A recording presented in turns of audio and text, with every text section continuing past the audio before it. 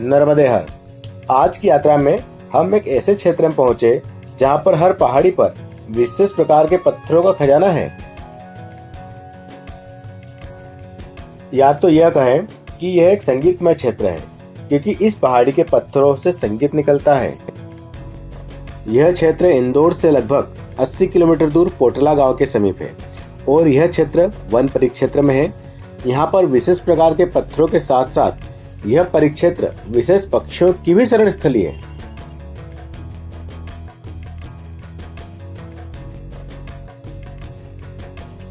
यहाँ पर धनेश यानी हॉर्नबिल पक्षी भी रहते हैं।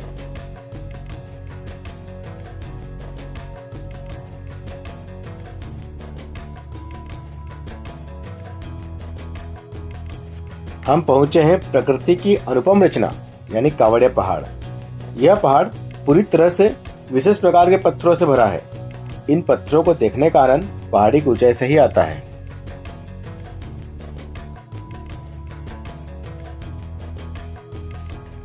हम इस पहाड़ी पर चढ़ तो रहे थे, पर आसपास की आवाजों पर भी हमारा विशेष ध्यान था, क्योंकि यह क्षेत्र वन्य पशु बाहुल क्षेत्र है।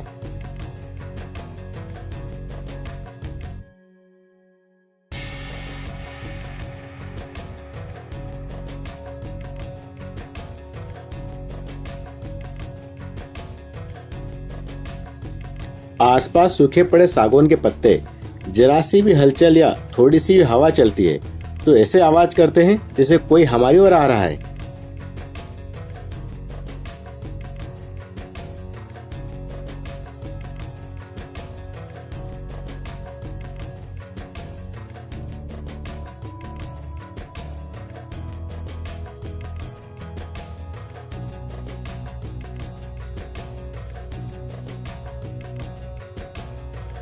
इन पत्थरों पर चलकर ऊपर जाना भी रोमांचकारी है, क्योंकि एक तो पहाड़ पर पहुंचने की जल्दी और उसके विपरीत खड़ी चढ़ाई, दोनों का सामंजस्य रोमांचक है।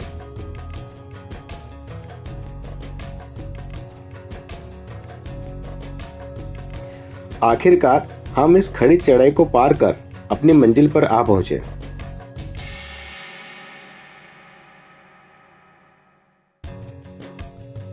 यहाँ पहुंचने पर इन पत्थरों की आकृति देखकर हम स्तब्ध रह गए।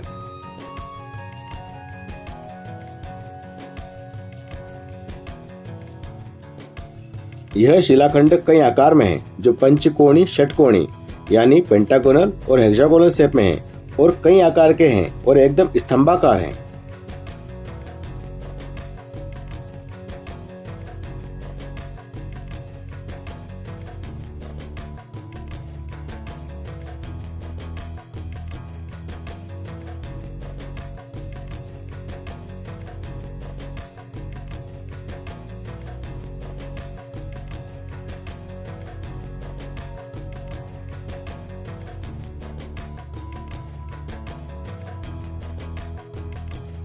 पहाड़ी के ऊपर पहुंचने पर हनुमान जी महाराज का मंदिर भी है।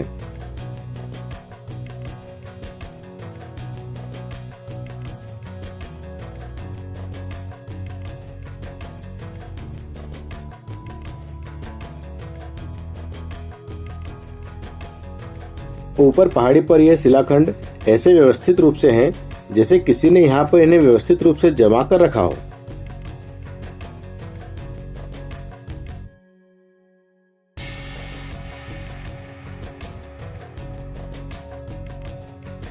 इन शिलाखंडों को बजाने पर यह विशेष प्रकार का संगीत प्रकट करते हैं।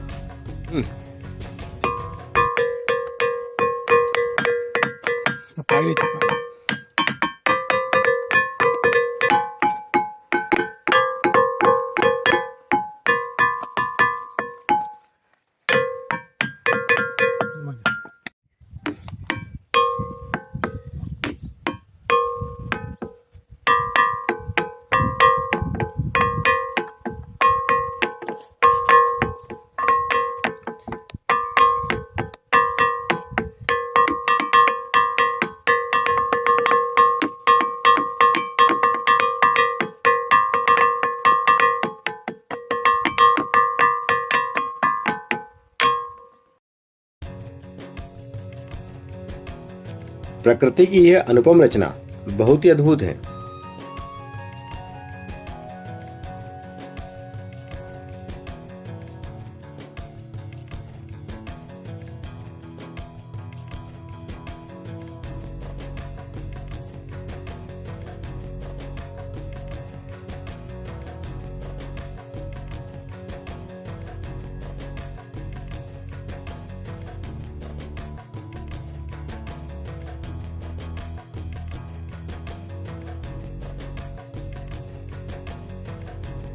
इस प्रकार के शिलाखंड यहाँ पर और भी पहाड़ियों पर हैं।